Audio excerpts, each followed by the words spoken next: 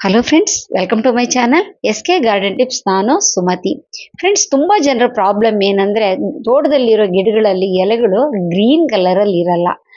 ಒಂದು light green ಆಗಿರುತ್ತೆ, ಇಲ್ಲಾಂದ್ರೆ ಅಲ್ಲಲ್ಲೆಲ್ಲ ಸುಟ್ಟೋದಂಗಿರುತ್ತೆ, ಇಲ್ಲಾಂದ್ರೆ ಒಂದು ಸ್ವಲ್ಪ ಸನ್ ಬರ್ನ್ ಆಗಿರುತ್ತೆ. ಅಂದರೆ ಅಲ್ಲಲ್ಲಿ ಒಂಥರ ಆ ತಾಮ್ರದ ಕಲರ್ ಬರ್ತಾ ಇರುತ್ತೆ, ಇಲ್ಲಾಂದ್ರೆ ಲೈಟ್ ಕಲರ್ ಎಲೆಗಳು ಬರ್ತಾ ಇರುತ್ತೆ, ಇಲ್ಲ ಗಿಡ ಒಣಗದಂಗೆ ಇರುತ್ತೆ. ಇದೆಲ್ಲ ಸಮಸ್ಯೆಗಳು ತುಂಬ ಜನರ ಗಾರ್ಡನಲ್ಲಿ ಕಾಣಿಸ್ಕೊಳ್ಳುವಂಥ ಒಂದು ಸಮಸ್ಯೆಗಳು.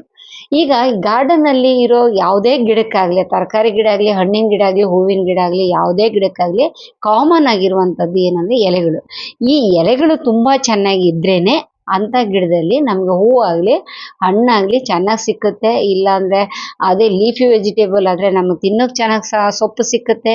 ಇದಕ್ಕೆಲ್ಲ ಬೇಕಾಗೋದು ಯಾವುದಂದ್ರೆ ನೈಟ್ರೋಜನ್ ಜಾಸ್ತಿ ಇರೋಂಥ ಒಂದು ಫರ್ಟಿಲೈಸರ್ಸ್ ಹಾಕಬೇಕು. ನೈಟ್ರೋಜನ್ ಬಗ್ಗೆನೇ ನಾನು ಇವತ್ತು ವಿಡಿಯೋ ಮಾಡಿ ಹೇಳ್ತಾ ಇದ್ದೀನಿ. ನೈಟ್ರೋಜನ್ ಲಿಕ್ವಿಡ್ ಫರ್ಟಿಲೈಸರ್ಸ್ ಬಗ್ಗೆ ಈ ವಿಡಿಯೋ ಮಾಡಿ ನಿಮಗೆ ತೋರಿಸ್ತಾ ಇದ್ದೀನಿ.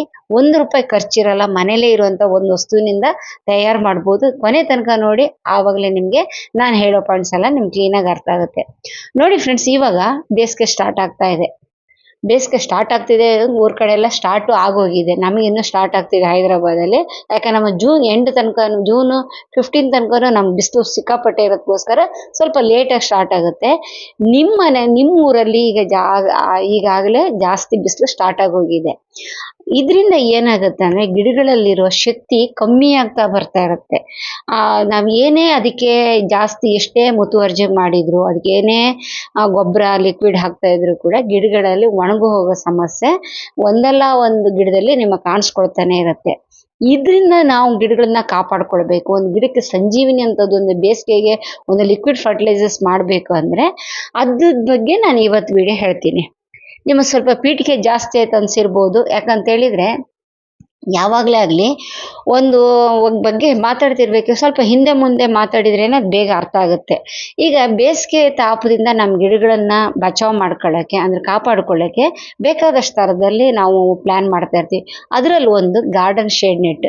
ಇದು 15% ಆದರೆ 15% ಇದ್ದಿದ್ದು ಶೇಡ್ ನೆಟ್ಟು ಗಿಡಗಳಿಗೆ ಸ್ವಲ್ಪ ಅನುಕೂಲ. ಯಾಕಂದರೆ 50% ಬಿಸಿಲನ್ನ ತಡೆಯುತ್ತೆ, 50% ಬಿಸಿಲು ಬರೋಂಗೆ ಮಾಡುತ್ತೆ. ಅದಕ್ಕೆ ಈ ಬೇಸಿಗೆಯಲ್ಲಿ ಇದು ಫಸ್ಟ್ ಪ್ರಿಫರೆನ್ಸ್ ಕೊಡ್ತಾರೆ ಯಾರೇ ಆದ್ರಾಗಲಿ, ಗ್ರೀನ್ ಶೇಡ್ ನೆಟ್ ಹಾಕ್ಕೊಳ್ಳೋಕ್ಕೆ.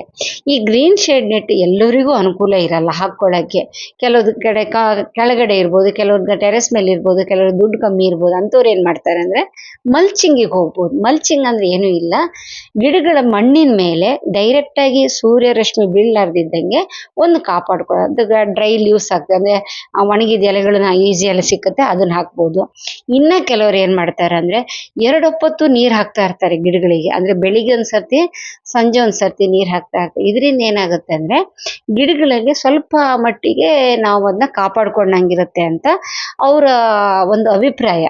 ಜಾಸ್ತಿ ಬೇಕಾದಕ್ಕಿಂತ ಜಾಸ್ತಿ ನೀರು ಹಾಕಿದರೆ ಒಂದೊಂದು ಸರ್ತಿ ಅದು ಅಗತ್ಯಕ್ಕಿಂತ ಅನಗತ್ಯ ಪ್ರಾಬ್ಲಮ್ಮೇ ಜಾಸ್ತಿ ಬರುತ್ತೆ. ಓಕೆ, ಇರಲಿ, ಅದ್ರ ಬಗ್ಗೆ ಇನ್ನೊಂದು ಯಾವ್ದಾದ್ರು ವಿಡಿಯೋದಲ್ಲಿ ನಾವು ಚರ್ಚೆ ಮಾಡೋಣ. ಈಗ ಇಷ್ಟಕ್ಕೂ ಮುಂಚೆ ನಾನು ಹೇಳಿದೆ, ಎಲೆಗಳು ಬೆಳಿಬೇಕಿದ್ರೆ ತುಂಬ ಚೆನ್ನಾಗಿದ್ದು ಒಂದು ಲಿಕ್ವಿಡ್ ಫರ್ಟಿಲೈಸರ್ಸ್ ಹಾಕಬೇಕಂತ. ಅದರಲ್ಲೂ ಕೂಡ ಈ ಸಣ್ಣ ಸಣ್ಣ ಸಸಿಗಳಿಗೆ ನಾವು ಅದಕ್ಕೆ ಬೂದಿ ಆಗಲಿ, ಗೊಬ್ಬರ ಆಗಲಿ, ಮತ್ತೊಂದಾಗಲಿ ಯಾವುದನ್ನು ಹಾಕೋಕ್ಕೆ ಆಗಲ್ಲ. ಈ ಬೇಸಿಗೆಯಲ್ಲಿ ಈ ಥರದ್ದು ಗೊಬ್ಬರ ಎಲ್ಲ ಹಾಕಿದವಾಗ ಗಿಡಗ ಒಂಥರ ಸುಟ್ಟಂಗಾಗುತ್ತೆ. ಅದಕ್ಕೆ ಯಾವುದೇ ಥರದ ಗೊಬ್ಬರ ಹಾಕೋಕೆ ಹೋಗಬೇಡಿ ಈ ಟೈಮಲ್ಲಿ. ಅಂದರೆ ನಮ್ಮ ಮಳೆ ಸ್ಟಾರ್ಟ್ ಆಗೋ ತನಕ ಇನ್ನು ಮುಂದೆ ಗಿಡಗಳಿಗೆ ಗೊಬ್ಬರ ಹಾಕಬೇಡಿ. ಮುಖ್ಯವಾಗಿ ಈ ಹೀಟ್ ಇರುವಂಥದ್ದು ಗೊಬ್ಬರ ಹಾಕಲೇಬಾರ್ದು. ಯಾವಾಗಲೂ ಕೂಲ್ ಇರುವಂಥದ್ದು ನಾವು ಈ ಟೈಮಲ್ಲಿ ಯೂಸ್ ಮಾಡ್ತಾ ಇದ್ರೆ ಗಿಡಗಳಿಗೆ, ಅದರಲ್ಲೂ ಲಿಕ್ವಿಡ್ ಫರ್ಟಿಲೈಸರ್ಸ್ ಯೂಸ್ ಮಾಡ್ತಾ ಇದ್ರೆ ತುಂಬ ಚೆನ್ನಾಗಿ ಗಿಡಗಳು ಬೆಳೆಯುತ್ತೆ. ನೀವು ಇದನ್ನು ಒಂದು ಸರ್ತಿ ಮಾಡಿ ನೋಡಿ, ಗಿಡಗಳಿಗೆ ಹಾಕಿ ಅದ್ರ ರಿಸಲ್ಟ್ ನೋಡಿಬಿಟ್ಟು ನಂಗೆ ಆಮೇಲೆ ಕಾಮೆಂಟ್ ಮಾಡಿ. ಏನು ಅರ್ಜೆಂಟ್ ಏನಿಲ್ಲ, ಈ ವಿಡಿಯೋ ನೋಡಿದ ತಕ್ಷಣ ಕಾಮೆಂಟ್ ಮಾಡಬೇಕಂತೇಳಿ ನಿಮಗೊಂದು ಅಂದಾಜು ಇರುತ್ತೆ. ಅಂದರೆ ನಾನು ಹೇಳಿದ್ದನ್ನು ಮಾಡಿ ತುಂಬ ಜನರಿಗೆ ಹೆಲ್ಪ್ ಆಗಿದೆ ಅಂತ ಕೇಳಿದ್ದೀನಿ ನಾನು, ಅವ್ರು ಫೀಡ್ಬ್ಯಾಕ್ ಕೊಟ್ಟಿದ್ದಾರೆ. ಇನ್ನು ಹೊಸಬ್ರು ಯಾರು ಇದ್ದರೆ ಅವ್ರು ಒಂದು ಸರ್ತಿ ಮಾಡಿ ನೋಡಿ.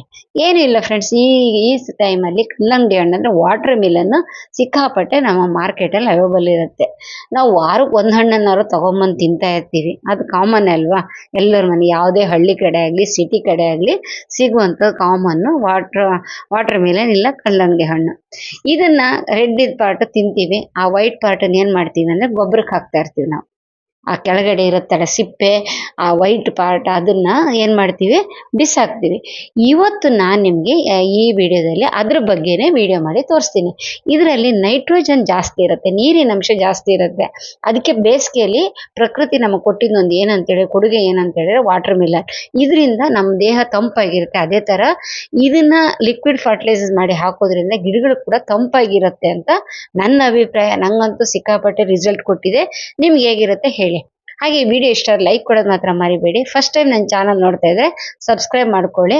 4 ಜನರಿಗೆ ಶೇರ್ ಮಾಡಿ, ಇದರಿಂದ ಅವ್ರಿಗೆ ಕೂಡ ಅನುಕೂಲ ಆಗುತ್ತೆ ಅಂತ ಒಂದು ನನ್ನ ಬೇಡಿಕೆ. ಅಕ್ಕ ಸರಿನಾ? ಸರಿ ನೋಡಿ, ಇದು ನಮ್ಮ ಮನೇಲಿ ಕಲ್ಲಂಗಡಿ ಹಣ್ಣು ತಿಂದ್ರ ಮೇಲೆ ಉಳಿದಿದ್ದ ಸಿಪ್ಪೆಗಳು. ಇದನ್ನ 3 ಥರದಲ್ಲಿ ನಾವು ಗಿಡಗಳಿಗೆ ಯೂಸ್ ಮಾಡ್ಬೋದು. ಈಗ ಇದನ್ನ ಡೈರೆಕ್ಟ್ ಆಗಿ ಗಿಡಗಳಿಗೆ ಹಾಕ್ಬೋದು. ಅಂದ್ರೆ ಈ ತರ ದೊಡ್ಡ ದೊಡ್ಡ ತುಂಡಿರುತ್ತಲ್ಲ, ಇದನ್ನೇ ಗಿಡಗಳಿಗೆ ಹಾಕ್ಬೋದು. ಆದ್ರೆ ಇದ್ರಲ್ಲಿ ಒಂದು ಪ್ರಾಬ್ಲಮ್ ಏನ್ ಬರುತ್ತೆ ಅಂದ್ರೆ ಹುಳ ಹುಪ್ಪಟೆಗಳ ಕಾಟ ಜಾಸ್ತಿ ಬರುತ್ತೆ. ಯಾಕೆ ಹಣ್ಣು ಕೊಳಿತಾ ಇರಬೇಕಿದ್ರೆ ಅದರಲ್ಲಿ ಒಂದು ಸ್ವಲ್ಪ ಬ್ಯಾಡ್ ಸ್ಮೆಲ್ ಬರುತ್ತೆ. ಇದರಿಂದ ನುಸಿ ಆಗಲಿ ನೊಣಗಳಾಗಲಿ ತುಂಬಾ ಜಾಸ್ತಿ ಬರ್ತಾ ಇರುತ್ತೆ. ಅದನ್ನು ಅವಾಯ್ಡ್ ಮಾಡೋಕ್ಕೆ ಡೈರೆಕ್ಟಾಗಿ ಹಾಕಬೇಡಿ ಅಂತ ನಂದೊಂದು ನಿಮಗೆ ಸಜೆಷನ್. ಇಲ್ಲ ನಮ್ಗೆ ಅನುಕೂಲ ಇಲ್ಲ ಅಂದ್ರೆ ಹಾಕ್ಬೋದು. ನೋಡಿ ನಾನೇನು ಮಾಡಿದ್ದೀನಿ, ಈ ಥರ ಚಿಕ್ಕದಾಗಿ ಕಟ್ ಮಾಡಿದ್ದೀನಿ. ಈ ಥರ ಚಿಕ್ಕದು ಮಾಡಿ ಕಟ್ ಮಾಡಿ, ಈಗ ಎಷ್ಟು ಮುಂಚೆ ಹೇಳ್ದಂಗೆ ಡೈರೆಕ್ಟಾಗಿ ಕೂಡ ಗೊಬ್ಬರ ಅದಕ್ಕೆ ಮಣ್ಣಿನ ಮೇಲೆ ಹಾಕಿ, ಈ ಹಣ್ಣಿನ ಇದ್ರ ಮೇಲೆ ಇನ್ನೊಂದೆರಡು ಲೇಯರು ಮಣ್ಣನ್ನು ಮುಚ್ಚಿಬಿಟ್ರೆ ಆ ಹುಳ ಹುಪ್ಪಟೆಗಳ ಕಾಟ ಕಮ್ಮಿ ಆಗುತ್ತೆ. ಆದರೆ ಒಂದು ಪ್ರಾಬ್ಲಮ್ ಇದೆ, ಏನಂತ ಹೇಳಿದರೆ ಯಾವುದೇ ಆಗಲಿ ಕೊಳಿತಾ ಇರಬೇಕಿದ್ರೆ ಒಂಥರ ಒಂದು ಗ್ಯಾಸ್ ಥರ ಫಾರ್ಮ್ ಆಗುತ್ತೆ. ಆವಾಗ ಏನಾಗುತ್ತೆ ಅಂದರೆ ಬೇರಿಗೆ ಪ್ರಾಬ್ಲಮ್ ಆಗುತ್ತೆ. ಅದಕ್ಕೋಸ್ಕರ ನಾವೇನು ಮಾಡಬೇಕಂದ್ರೆ ಡೈರೆಕ್ಟಾಗಿ ಯಾವತ್ತೂ ಕೊಳೆಯೋ ವಸ್ತುಗಳನ್ನ ಹಾಕಬಾರ್ದು. ಒಂದು ಕೊಳೆತ ಮೇಲೆ ಹಾಕಬೇಕು, ಇಲ್ಲ ಒಣಗಿಸ್ಬಿಟ್ಟು ಹಾಕಬೇಕು. ಓಕೆನಾ? ಇದೊಂದು ನೆನ್ಪಿಟ್ಕೊಳ್ಳಿ. ಡೈರೆಕ್ಟಾಗಿ ಹಾಕೋರು ಆ ಥರದೊಂದು ತಲೆಯಲ್ಲಿ ಇಟ್ಕೊಂಡಿರಿ. ಡೈರೆಕ್ಟಾಗಿ ಮಾತ್ರ ಯಾವಾಗಲೂ ಹಾಕೋಕೆ ಹೋಗ್ಬೇಡಿ. ಇದನ್ನ ನೀರಲ್ಲಿ ನೆನೆಸ್ಬಿಟ್ಟು ಕೂಡ ಹಾಕ್ಬೋದು.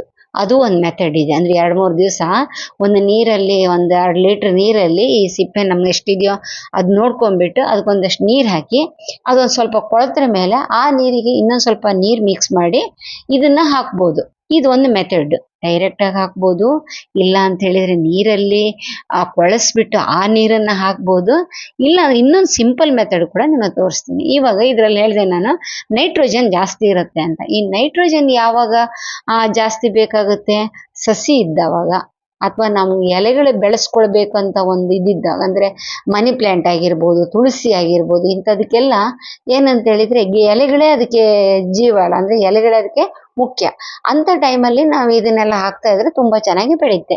ತುಂಬ ಜನ ಕೇಳ್ತಾ ಇದ್ದೀರಲ್ಲ ತುಳಸಿಗೆ ಯಾವ್ದು ಹಾಕ್ಬೇಕಂತ. ತುಳಸಿಗೆ ಈ ನೈಟ್ರೋಜನ್ ಜಾಸ್ತಿ ಇರೋಂಥ ಈ ಕಲ್ಲಂಗಡಿ ಸಿಪ್ಪೆ ಲಿಕ್ವಿಡ್ ಫರ್ಟಿಲೈಸರ್ ಕೂಡ ನೀವು ಹಾಕ್ಬೋದು. ಓಕೆನಾ? ನಾನೇನು ಮಾಡಿದ್ದೀನಿ ನೋಡಿ, ಸಣ್ಣ ಸಣ್ಣ ಕಟ್ ಮಾಡಿಬಿಟ್ಟು ಮಿಕ್ಸಿಗೆ ಹಾಕ್ಬಿಟ್ಟಿದ್ದೀನಿ. ಇವಾಗ ಏನಾಗುತ್ತೆ ಅಂದರೆ ಅದು ನೈಸಾಗಿ ಚಟ್ನಿ ಆದಂಗೆ ಆಗುತ್ತೆ. ಚಟ್ನಿ ಥರ ಮಾಡ್ಕೊಳ್ಳಿ, ಅವ ನಮ್ಗೆ ಹಾಕೋಕ್ಕೆ ತುಂಬ ಅನುಕೂಲ. ಇದಕ್ಕೆ ನೀರು ಹಾಕಿ, ಅವಾಗ ಏನಾಗುತ್ತೆ, ಒಂದು ಗ್ರೀನ್ ಕಲರ್ ಲಿಕ್ವಿಡ್ ಥರ ಆಗುತ್ತೆ. ಇದು ನೋಡ್ತಾ ಇದ್ರೇನೆ ನಮ್ಮ ಕಣ್ಣಿಗೆ ಒಂಥರ ತಂಪು ಥರ ಕಾಣಿಸುತ್ತೆ. ಅಂದರೆ ಎಷ್ಟು ಕೂಲಾಗಿರ್ಬೋದು ಅಂತ ನೀವು ಆಲೋಚನೆ ಮಾಡಿ ಗಿಡಗಳಿಗೆ ಹಾಕಿದವಾಗ. ನಾನು ಅತಿಶಯೋಕ್ತಿಯಾಗಿ ಹೇಳ್ತಿದ್ದೀನಿ ಅಂತಲ್ಲ, ನಾವು ಕಲ್ಲಂಗಡಿ ಹಣ್ಣು ತಿಂದಾಗ ಯಾವ ಥರ ಫೀಲ್ ಆಗ್ತೀವಿ ನಿಮಗೆ ಗೊತ್ತಲ್ಲ ಎಲ್ಲರಿಗೂ. ಅದೇ ಥರನೇ ಇದು ಕೂಡ ತುಂಬ ಕೂಲಾಗಿರುತ್ತೆ, ತಂಪು ಗಿಡಕ್ಕೆ. ಈ ಬೇಸಿಗೆ ತಾಪ ತಡ್ಕೊಳ್ಬೇಕಿದ್ರೆ ನಾವು ಇಂಥದ್ದೆಲ್ಲ ಗಿಡಕ್ಕೆ ಹಾಕ್ತಾ ಇದ್ರೆ ಅದು ತುಂಬ ಚೆನ್ನಾಗಿ ಬೆಳೆಯುತ್ತೆ ಫ್ರೆಂಡ್ಸ್. ಓಕೆನಾ? ಈ ನೀರನ್ನು ದಪ್ಪ ಮಾಡಿ ಹಾಕೋಕೆ ಹೋಗ್ಬೇಡಿ. ಸ್ವಲ್ಪ ನೀರು ಇನ್ನೂ ಮಿಕ್ಸ್ ಮಾಡಿಬಿಟ್ಟು ಡೈರೆಕ್ಟಾಗಿ ಮಣ್ಣಿಗೆ ನೀವು ಅದನ್ನ ಕೊಡ್ಬೋದು. ಅಂದರೆ ವಾರಕ್ಕೊಂದು ಸರ್ತಿ ಈ ಥರ ನೀವು ಯಾವಾಗ ಕಲ್ಲಂಗಡಿ ಹಣ್ಣು ತಂದು ತಿಂತೀರೋ ಆವಾಗೆಲ್ಲ ಸಿಪ್ಪೆ ತೆಗೆದುಬಿಟ್ಟು ಅದನ್ನು ಸ್ಟಾಕ್ ಮಾಡಿ ಇಟ್ಕೊಂಡು ಅದನ್ನು ನೀವು ಮಿಕ್ಸಿಗೆ ಹಾಕಿಟ್ರೆ, ಆ ಮಿಕ್ಸಿಗೆ ಹಾಕಿ ಅದು ನೀರಿಗೆ ಹಾಕೋದು ತುಂಬ ಈಸಿ ಮೆಥಡ್. ಇದನ್ನು ವರ್ಕಿಂಗ್ ಲೇಡೀಸ್ ಕೂಡ ಆರಾಮಾಗಿ ಮಾಡ್ಕೊಳ್ಳುವಂಥ ಒಂದು ವಿಧಾನ ಇದು. ನಾನು ಹೇಳಿದ್ನಲ್ಲ ಫಸ್ಟಿಗೆ, ಒಂದು ಡೈರೆಕ್ಟಾಗಿ ದೊಡ್ಡ ದೊಡ್ಡ ಸಿಪ್ಪೆನೂ ಹಾಕ್ಬೋದು, ನಾವು ಮಣ್ಣೊಳಗೆ ಮಿಕ್ಸ್ ಮಾಡ್ಬೋದು.